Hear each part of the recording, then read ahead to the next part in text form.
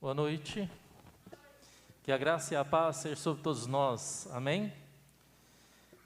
Que bom ver os irmãos aqui, que bom poder estar aqui com os irmãos, com saúde, ver que também os irmãos estão bem, poder ver que tem muitos irmãos acompanhando online, e falo da minha boa ansiedade, se assim eu posso dizer, de logo tudo isso passar e a gente voltar a como era antes da pandemia, né? Então, eu sou um daqueles contra o novo normal, né? Como aquilo que muita gente tem falado, né? Acostume-se, daqui para frente esse vai ser o novo normal. Eu não aceito isso. Ai, meu Deus. Vamos ler a palavra de Deus. Hoje eu gostaria de pregar sobre o texto que a gente sempre usa para a Santa Ceia. É um texto completo de Paulo, onde ele instrui a igreja de Coríntios sobre a ceia do Senhor. Então, vamos ficar de pé, vamos fazer essa leitura. 1 Coríntios, capítulo 11, versos 17 até o 34. Irmãos, sempre necessário o pastor efetivo trazer uma pastoral sobre determinados assuntos de vez em quando. Então, de vez em quando a gente sempre vai voltar em termos de ceia, mordomia cristã no culto à noite. Então, hoje nós vamos enfatizar nesse momento que nós vamos ter agorinha, tá bom? 1 Coríntios, capítulo 11, dos versos 17 até o verso 34, tá bom? Então acompanhe a leitura. Nisto, porém, que vos prescrevo, não vos louvo, porquanto vos ajuntais, não para melhor, e sim para pior. Porque antes de tudo, estou informado a haver divisões entre vós, quando vos reunis na igreja, e eu em parte o creio. Porque até mesmo importa que haja partidos entre vós, para que também os aprovados se tornem conhecidos em vosso meio.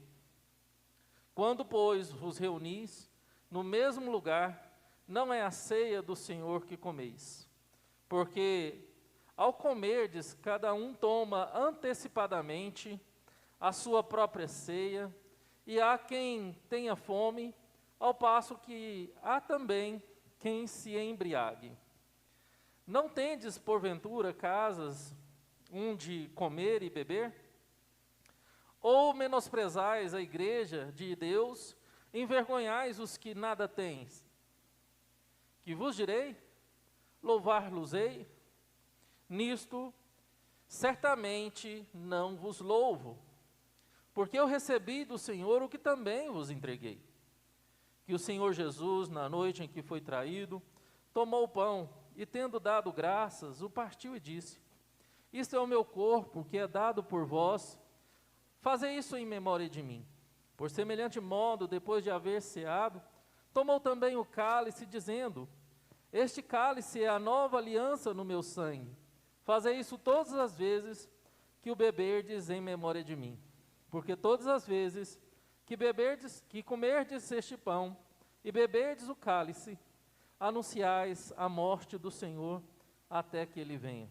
Por isso, aquele que comer o pão ou beber o cálice do Senhor indignamente, será réu do corpo e do sangue do Senhor. Examine-se, pois, o homem a si mesmo, e assim coma do pão e beba do cálice. Pois quem come e bebe sem discernir o corpo, come e bebe juízo para si. Eis a razão, porque há entre vós muitos fracos e doentes, e não poucos que dormem. Porque porque se nós nos julgássemos a nós mesmos, não seríamos julgados. mas quando julgados, somos disciplinados pelo Senhor, para que não sermos condenados com o mundo. Assim, pois, irmãos meus, quando vos reunis para comer, esperai uns pelos outros. Se alguém tem fome, coma em casa, a fim de que não vos reunirdes para juízo. Quanto às demais coisas, eu os ordenarei quando for ter convosco. Amém. Oremos, irmãos. Senhor Deus, Pai querido, te louvo e te bendigo pela tua palavra. E peço, ó Deus, fale aos nossos corações. Alimente, ó Deus, com cada um de nós com a tua palavra, que é viva e eficaz. Peço, ó Deus, me use na instrumentalidade do teu Espírito Santo. E que o teu Espírito Santo também fale a cada coração aqui esta noite. Desses que aqui estão presentes e daqueles que estão em casa de forma online.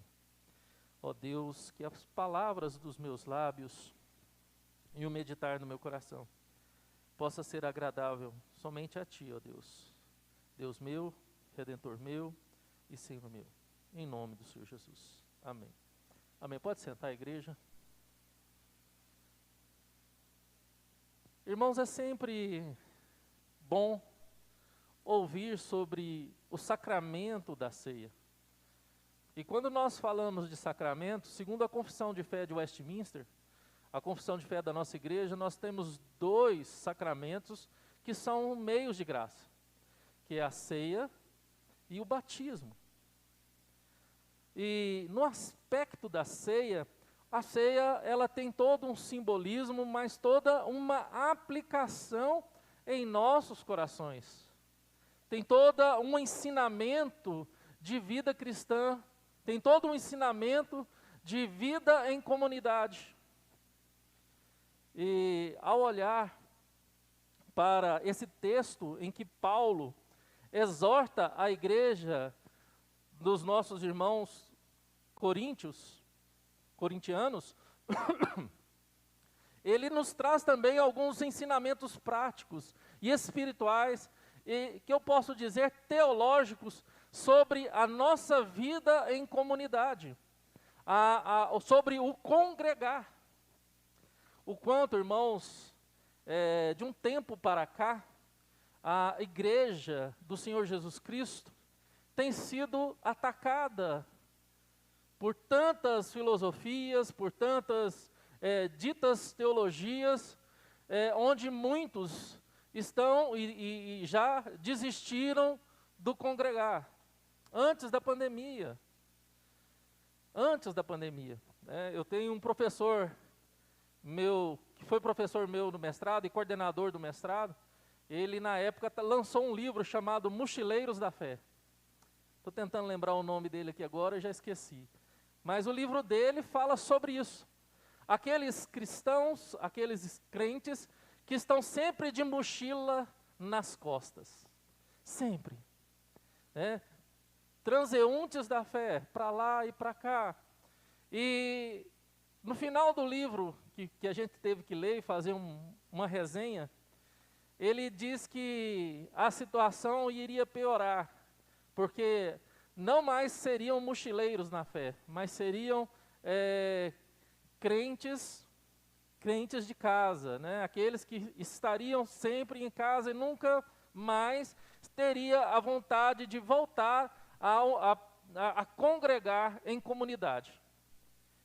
E a gente sabe, irmãos, que há um pouco mais de um ano, estamos vivendo uma realidade de pandemia, onde tivemos alguns lockdowns, onde fomos obrigados, de fato, a viver sem essa comunhão presencial, onde nós podemos ver o irmão, olhar nos olhos dos irmãos, mas não podemos abraçar, não podemos pegar na mão, e segundo critérios para essa pandemia, devemos permanecer distante um dos outros a 1,5 m, 2 metros de distância.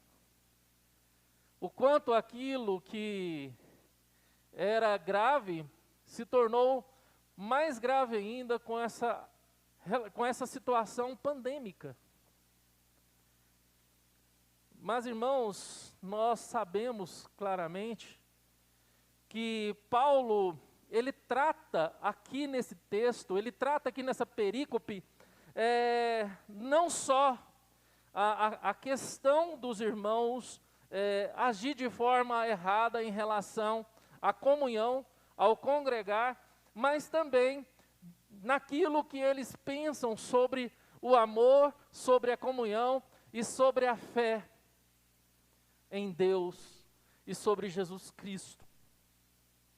E ao olhar logo no começo desse texto, Paulo fala: nisto, porém, que vos prescrevo, não vos louvo porquanto vos ajuntais, não para melhor, e sim para pior. E sabemos, irmãos, que a igreja que deu mais trabalho para Paulo em relação a partidarismos, em relação à comunhão e ao congregar, foi a igreja de Corinto. E Paulo, ele escreve trazendo de fato instruções para esse momento tão precioso da igreja, que não poderia ser desprezado, que não poderia ser considerado de maneira fútil e nem interpretado de maneira errada. E a pergunta que eu faço nesse momento: como eu e você encaramos esse momento de ceia? Como eu e você encaramos esse momento de comunhão? Porque a ceia, de fato, aponta para a comunhão.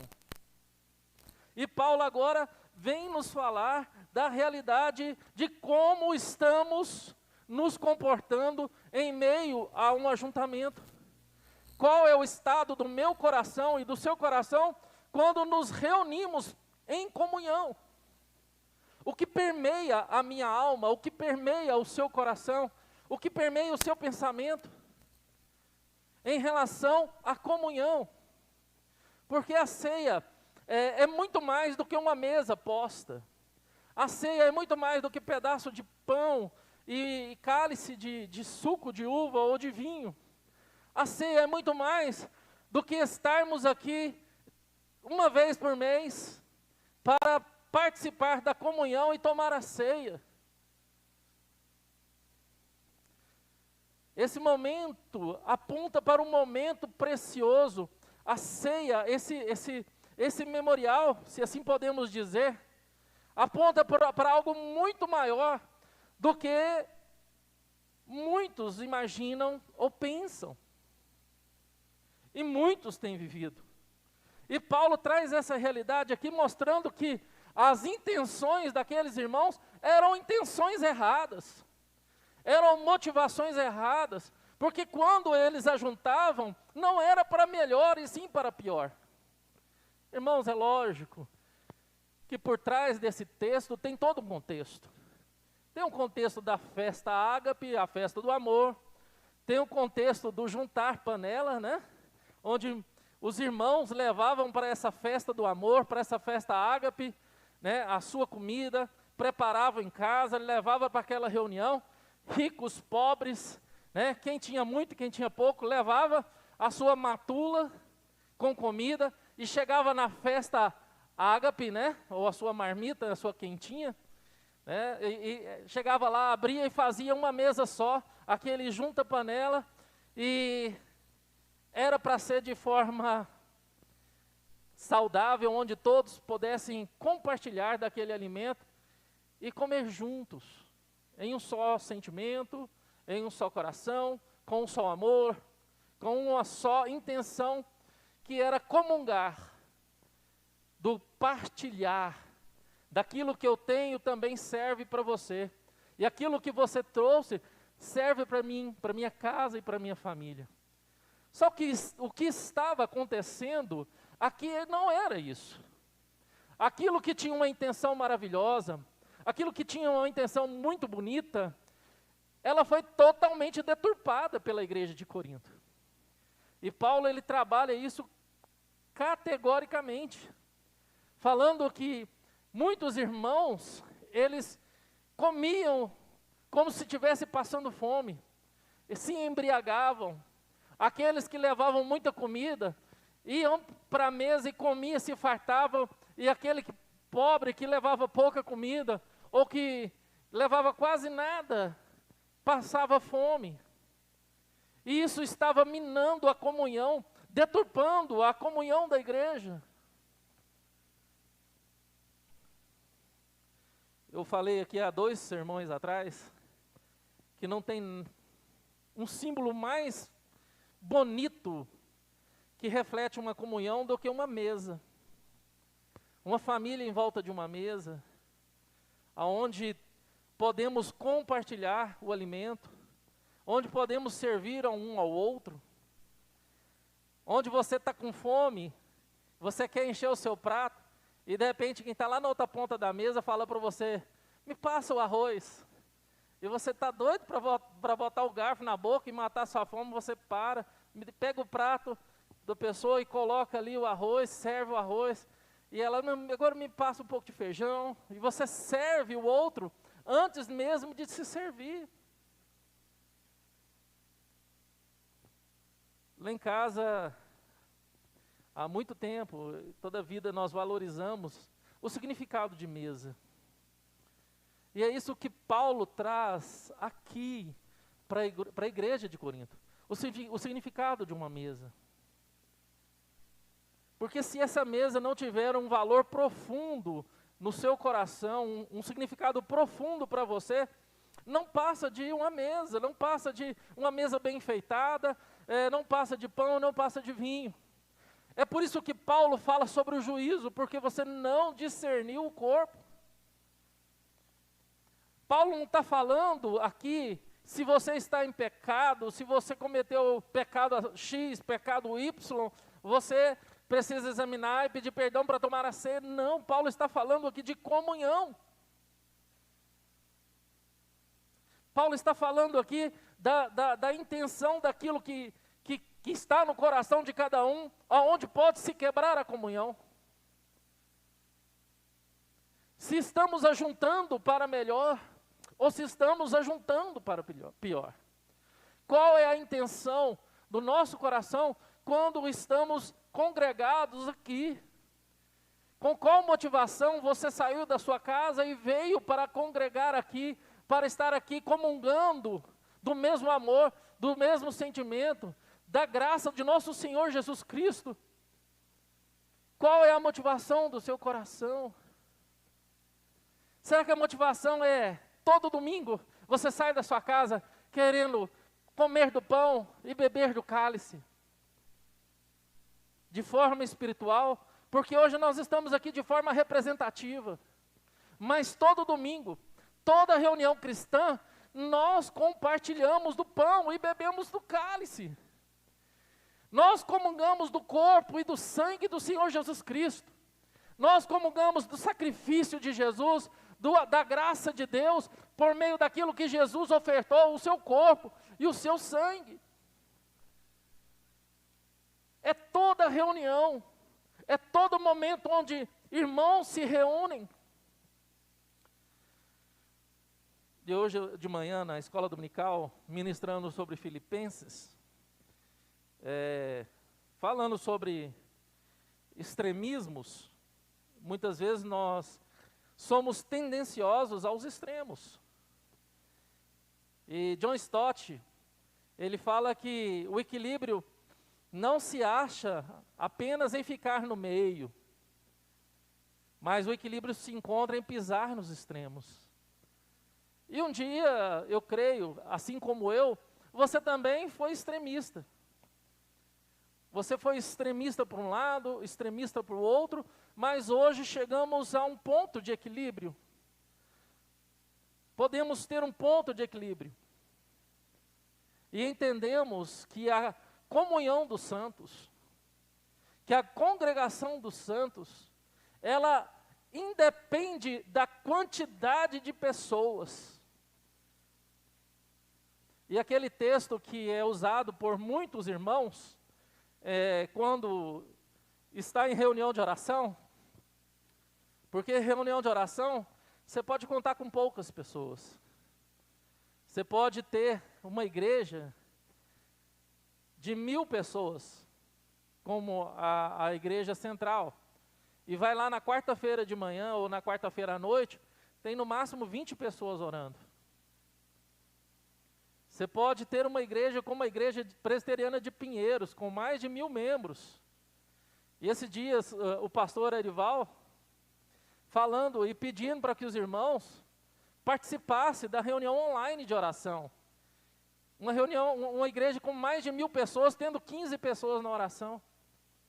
Isso não é diferente aqui na nossa igreja, quando fazíamos oração presencial, ou de forma online, como estamos fazendo todos os dias, de segunda a sexta, das 7 às 8.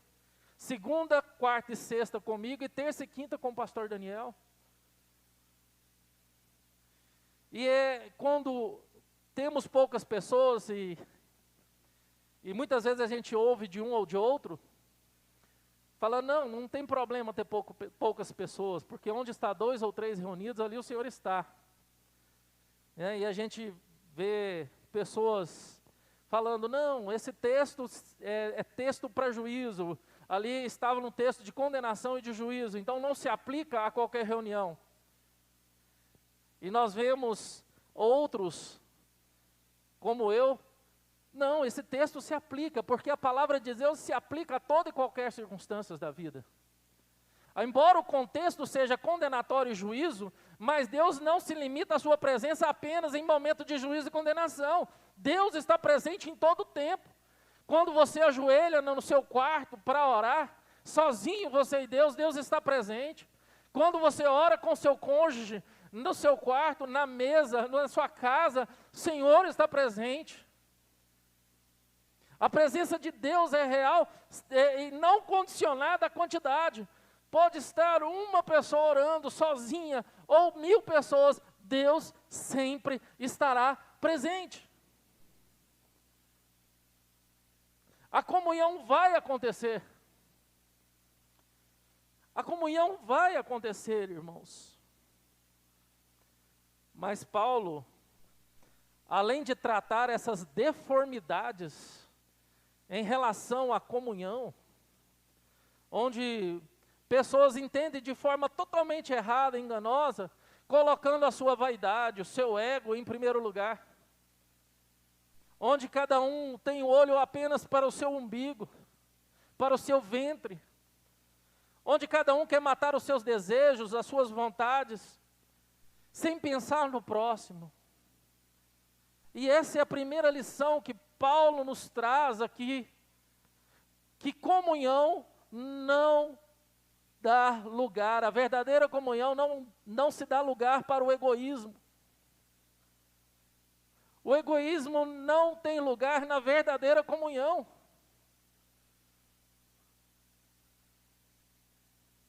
Reverendo Davi Charles uma vez usou uma palavra dizendo outrocêntrico, trabalhando contra a palavra egocêntrico. E ele falou, olha, eu vou inventar uma palavra aqui, eu sei que não está no dicionário, mas todo cristão deveria ser outrocêntrico. Será que quando você vem para comungar, será que quando você vem para congregar, será que quando você vem para o momento representativo da ceia, você pensa no outro? Quando você vem para a igreja, você está pensando no outro? Ou você pensa em si mesmo? Porque o que a gente mais escuta, irmãos, o que eu mais escutei durante toda a minha vida de cristão, vou para a igreja recarregar as minhas baterias, vou para a igreja para a minha semana ser abençoada, eu vou para a igreja para eu me sentir bem, eu vou para a igreja para as coisas dar certo para mim, eu vou para a igreja porque se eu não for para a igreja no domingo, a semana para mim não é a mesma. Entendeu o pronome aqui? Meu, minha.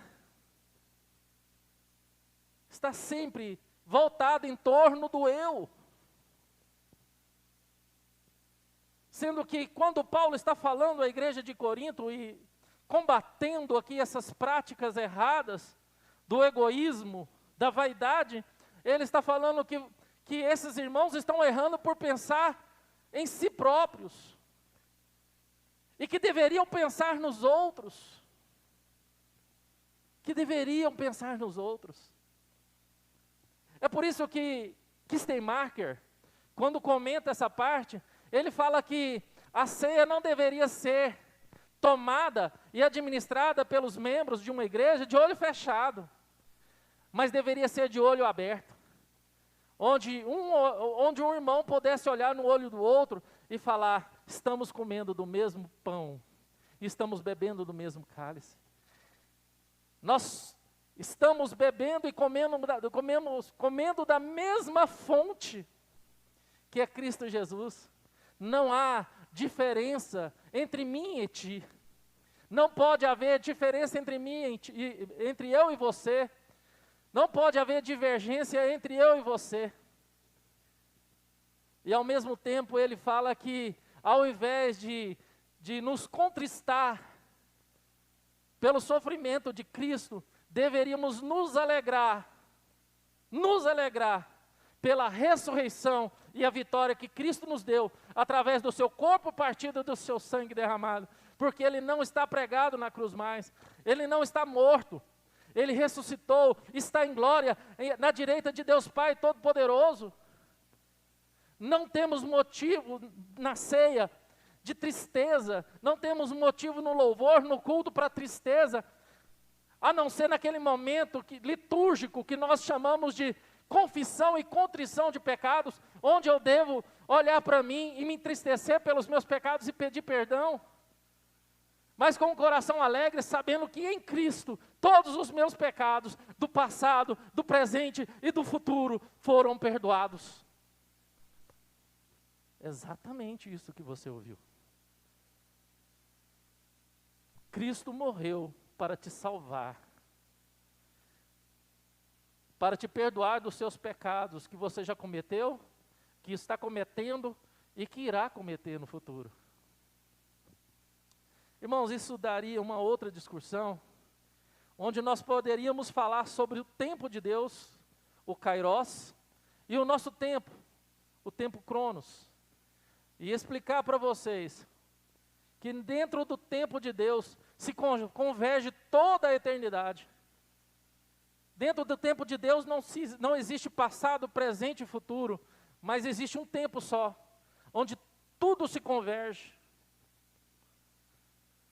Mas Paulo aqui, ele não trata somente da vaidade, do egoísmo e da forma errada que muitos têm em relação à igreja, ao congregar.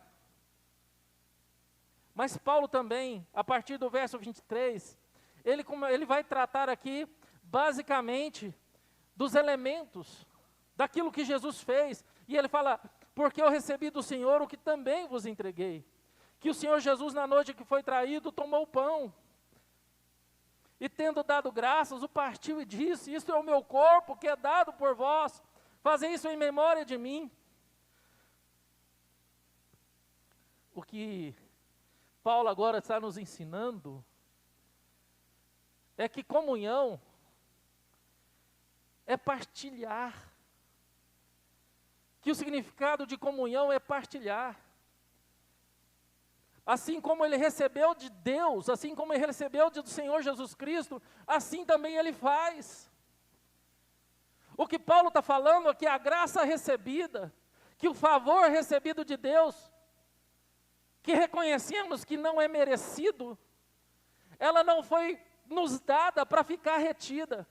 Toda a bênção de Deus na qual você se tornou alvo, toda a bênção de Deus na qual você foi favorecida, ela não foi te dada para ser armazenada, para você colocar num certo lugar e armazenar, e falar que tem uma reserva da graça de Deus. Eu já ouvi isso, irmãos, de irmãos, que já bem idosos, que fala que tem uma reserva tão grande com Deus, que a sua ausência da comunhão, a sua ausência de certas reuniões de comunhão na igreja ou em grupos, pode ser relevada porque a sua reserva é grande. E de forma alguma, irmãos, podemos pensar dessa forma. Porque tudo que me foi dado, tudo que te foi dado, foi dado a você para você compartilhar. Seus dons, seus talentos, a alegria da salvação, se é que você tem, a alegria do congregar, que se você tem. Tudo que foi lhe dado é para partilhar, com entusiasmo e com amor. Será que nós temos o mesmo entusiasmo de falar da graça de nosso Senhor Jesus Cristo em nosso favor, como nós temos o entusiasmo de falar de um filme bom que falou ao nosso coração, ou de um livro que nos chamou a atenção, ou de um lugar que fomos bem atendidos pelo vendedor, ou de qualquer coisa que nos chama a atenção? Será que nós temos a mesma alegria e o mesmo entusiasmo de falar de tão grande salvação que nos encontrou, apesar de quem somos, apesar do nosso demérito, apesar daquilo de não merecermos? Porque é isso que é graça, irmãos. Você acha que você merece o amor de Deus? Você acha que você merece o perdão? Ou você merecia? Você acha que merece o favor de Deus, a bênção de Deus? O favor de Deus na sua vida? Porque se você achar que você merece, você não entendeu o que é graça. Você não entendeu o que é Deus. E não entendeu o amor de Deus pela sua vida. Toda vez que eu falo de graça, eu lembro de uma ilustração de um síndico que sofria muito na mão de dois inquilinos, de um marido e mulher, não tinha filhos e morava na cobertura de um prédio. E um dia aquele prédio pegou fogo e ele conseguiu avisar todo mundo e foi descendo. E quando ele sentiu falta daqueles dois que moravam na cobertura, e ele falou, ó, fulana de tal e fulano de tal, não conseguiu descer. Ele poderia falar, deixa para lá, não vou atrás não, porque agora não tem jeito, agora é com o corpo de bombeiro. E segundo a ilustração, aquele síndico subiu pelas escadas, até lá a cobertura, e pegou aquele casal e falou, olha, está pegando fogo, vamos descer. E mesmo aos gritos de xingamento daquele casal, berros, sendo atacado, né, agredido fisicamente, ele viu ao descer as escadas que não tinha como mais descer ali pela quantidade de chamas e pelo fogo. E ele viu um buraco do lado da escada, e ele falou, olha, entra aí para proteger das chamas. E ele sabia que ele só conseguiria salvar a vida daquele casal se ele tampasse aquele buraco com o próprio corpo. E foi o que ele fez. Aquele casal que o maltratava, que o agredia, até mesmo na hora da salvação das chamas, foi protegido pelo corpo daquele síndico, por aquele buraco. E quando os bombeiros chegaram, viu que aquele corpo todo carbonizado tinha protegido aquele casal que estava escondido ali naquele vãozinho. E essa é uma ilustração perfeita por aquilo que Deus fez em meu favor e em seu favor. Nós não queríamos a salvação. A Bíblia diz que nós éramos inimigos de Deus. A nossa natureza caída briga com Deus o tempo todo. Briga o tempo todo com Deus. E mesmo assim, Deus entregou a sua própria vida na pessoa de Cristo Jesus para te salvar. Mesmo você não querendo, porque você estava morto nos seus delitos e pecados. Ele entregou a própria vida. Ele se entregou o seu corpo, entregou o seu sangue. É por isso que Paulo fala que eu recebi do Senhor. O que ele recebeu? Pão, suco, vinho? Não. O que ele recebeu? amor, salvação, graça. O que eu tenho que partilhar, o que eu tenho que passar para você, amor, salvação, graça. É o que passamos para os outros. Eu recebi perdão, eu passo perdão, eu compartilho perdão. Eu recebi misericórdia, eu compartilho misericórdia, eu compartilho perdão. O que nós temos oferecido, irmãos? Será que nós temos oferecido partidarismo? Nós temos oferecido o julgamento, preconceito? Será que nós temos oferecido toda sorte de coisas ruins? Se eu fui alvo da salvação, se eu fui alvo de tamanha graça, eu não posso oferecer outra coisa além daquilo que eu estou cheio. Eu tenho que amar, eu tenho que perdoar. Eu tenho, porque eu não tenho outra coisa além disso. Não me foi dada outra coisa além disso. Por que eu falo tão bem de uma loja que me atende bem? Por que eu falo tão bem de um médico que me tratou bem? Não é assim, irmãos. Se você vai num médico e aquele médico nem olha na sua cara, apenas pergunta o que você está sentindo, te dá a receita e pode ir embora. Você não volta mais naquele médico, mas se o médico é atencioso, se o médico te trata com respeito, qualquer um que te perguntar, que médico você indicaria? Aquele que não olhou na sua cara e te deu uma receita, ou aquele que te tratou com muito respeito e atenção? É a mesma coisa quando acontece com igrejas, irmãos. Quando nós vamos visitar uma igreja, aonde a gente entra e sai sem receber o mínimo de atenção possível. Eu sei que agora está difícil, porque nós estamos vivendo uma pandemia. A gente não pode abraçar, cumprimentar, mas a gente pode dizer, olha, seja bem-vindo, volte sempre. A gente que é de casa, a gente conhece quem está visitando. Podemos sempre, irmãos, oferecer aquilo que nos foi dado em abundância. Aí é onde se encontra aquela boa medida, recalcada, sacudida e transbordante.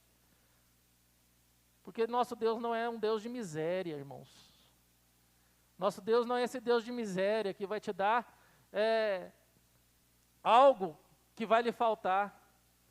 Mas é um Deus que nos fala, onde abundou o pecado, superabundou a graça de Deus. Se nós estamos transbordando do amor de Deus, irmãos, se é que estamos, se nós estamos transbordando de gratidão, se nós estamos transbordando de alegria, não tem como atingir quem está à nossa volta, irmãos. Não tem como contagiar quem está à nossa volta. Esse é o significado da mesa do Senhor. Esse é o significado do pão. Quando Jesus partiu o pão e falou, comem em memória de mim e bebam em memória de mim. O que Jesus estava falando, olha, aquilo que eu estou dando para vocês é aquilo que vocês vão partilhar para os outros. Irmãos, eu poderia entrar aqui na Páscoa judaica, poderia trazer desde lá da instituição da Páscoa, lá quando o povo estava escravo no Egito, trazer o significado de cada elemento, mas não é esse o objetivo nesse sermão essa noite. E eu sei que os irmãos já estão cansados de ouvir tudo isso. Mas o segundo foco e o segundo ensinamento que Paulo traz para nós nesse texto é exatamente esse. Não existe cristianismo, não existe culto, não existe igreja, se não houver compartilhamento. Não existe partilhar. E Cristo vai ficar vivo em nossos corações e no coração do nosso próximo quando nós partimos, irmãos. Quando nós compartilhamos. Quando nós deixamos todo o egoísmo. Todo o egoísmo, irmãos. Às vezes nós somos como aquelas pessoas que têm uma receita de família e sabe o segredinho chave, e muitas vezes compartilhamos a receita, mas não falamos do segredinho. E a pessoa vai tentar fazer aquela receita, nunca vai dar certo, porque você compartilhou a receita, mas não falou de certos detalhes que precisavam ser falados. Por quê? Por que fazemos isso, irmãos? Por que não compartilhamos com o coração aberto, com alegria, sabendo que a mesma bênção que somos alvo, que Deus nos deu, pode ser para o outro, e que a alegria que está no meu coração pode estar para o outro? Por que tem muita gente triste, muita gente cansada na igreja, muita gente morta na igreja? É exatamente isso que Paulo termina aqui, essa perícope, falando, por isso que tem muito doente e morto na igreja. Paulo, ele dá esse terceiro e último ensinamento, a partir do verso 29. Examine-se, pois, o homem a si mesmo, e assim coma do pão e beba do cálice. Pois quem come e bebe, sem discernir o corpo, come e bebe juízo para si. Irmãos, a igreja do nosso Senhor Jesus Cristo não tem lugar para egoísmo. A igreja do nosso Senhor Jesus Cristo não tem lugar para vaidade antropocêntrica. A igreja do nosso Senhor Jesus Cristo é lugar de compartilhar. Eu tenho obrigação, dever de compartilhar o amor que eu recebi, a graça que eu recebi, a bênção que me favoreceu, os dons e talentos que eu tenho. Isso por meio, irmãos, da espiritualidade, como um momento como esse, como por meio da mordomia cristã. Por meio da mordomia cristã, se o nosso coração não for totalmente entregue ao senhorio de Cristo, nós vamos ter muitas dificuldades em contribuir para a obra do nosso Mestre. Não estou falando de dinheiro, não estou falando de contribuições, que você pode chamar de dízimo e oferta, não estou falando disso. Estou falando de contribuição espiritual, o agregar, o salvar a vida de quem está precisando, daquele que está doente, daquele que está sofrendo, daquele que está passando por um momento tão difícil e delicado em sua vida pessoal, emocional. O que eu tenho feito? O que eu tenho partilhado? Será que eu tenho sido como os amigos de Jó? Você está passando por isso porque você está em pecado. O que você fez está errado, por isso que você está sofrendo. Amigos de Jó, o que mais tem por aí, irmãos? E o que a ceia significa não é isso. Eu preciso abraçar, eu preciso compartilhar a graça, eu preciso compartilhar o amor. Então, irmãos, quando nós não discernimos o significado da ceia, o partir do pão, o entregar o corpo, o entregar o sangue, o beber, comer do pão e o beber do cálice, não é se eu estiver em pecado, porque em pecado nós estamos constantemente, irmãos. Quem aqui não pecou hoje? Levanta a mão.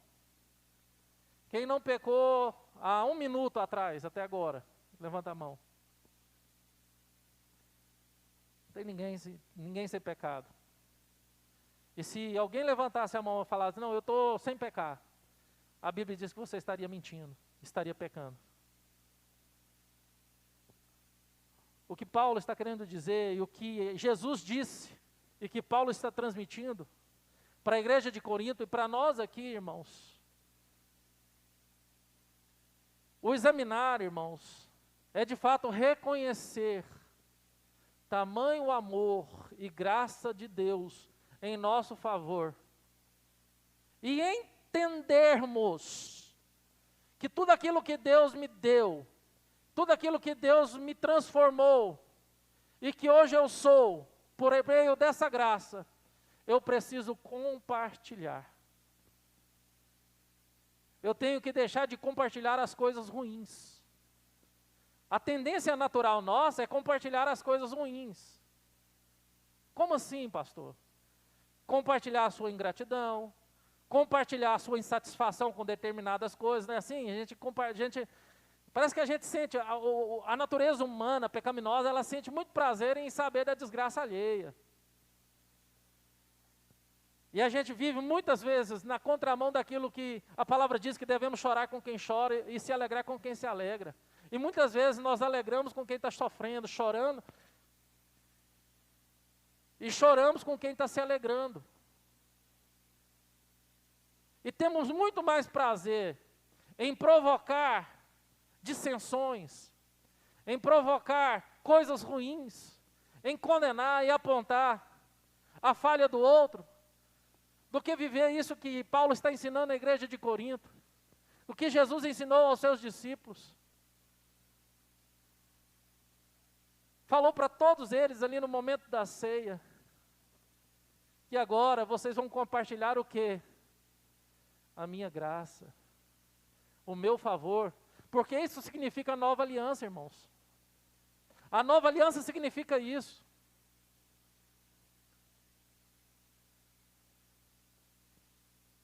Esse é o entendimento que eu e você devemos ter desse momento da igreja, de sermos igreja e de estarmos aqui.